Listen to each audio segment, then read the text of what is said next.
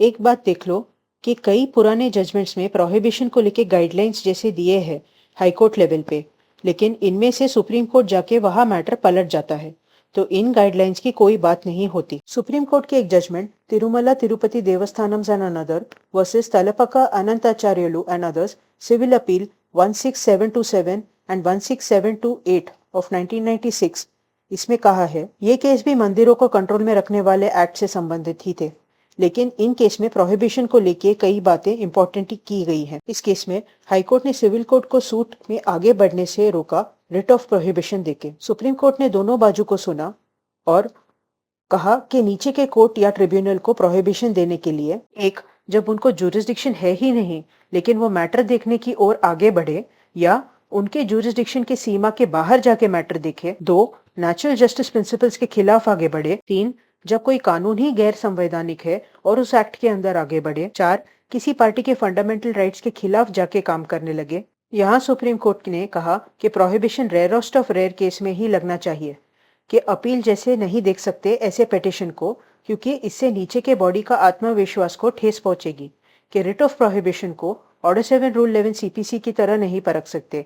ये बात आंध्र प्रदेश हाईकोर्ट ने अमरावती बेंच ने M Venkatapati Naidu versus the Andhra Pradesh endowments tribunal writ petition 25176 of 2017 में भी देखे। आंध्र प्रदेश हाईकोर्ट ने J Jayalalitha versus the secretary to government of Andhra Pradesh revenue department secretariat Hyderabad and others writ petition number 6934 of 2007 में कहा था प्रोहिबिशन तब दिया जा सकता है जब कोई पब्लिक स्टैट्यूटरी जुडिशियल अथॉरिटी कोई जुरिस्डिक्शन अपनाए जो उसको है ही नहीं। ये विदेशी पुस्तक से लिया गया था कि प्रोहिबिशन प्रिवेंटिव है, मतलब प्रतिबंधात्मक है, मतलब कोई गलती होने से रोकने के लिए है, ना कि सुधारात्मक है। कि सर्टियररी और प्रोहिबिशन का फर्क है कि प्रोहिबिशन मैटर के चलते जल्दी से जल्दी मांगना चाहिए। Prohibition will not lie unless something remains to be done that a court can prohibit. Certiorari will not lie unless something has been done that a court can quash. तो prohibition के लिए रोकने के लिए कुछ होना चाहिए हाईकोर्ट द्वारा, और सर्टियोरारी में गड़बड़ हो जाना चाहिए और वो गड़बड़ रद्द करना है हाईकोर्ट।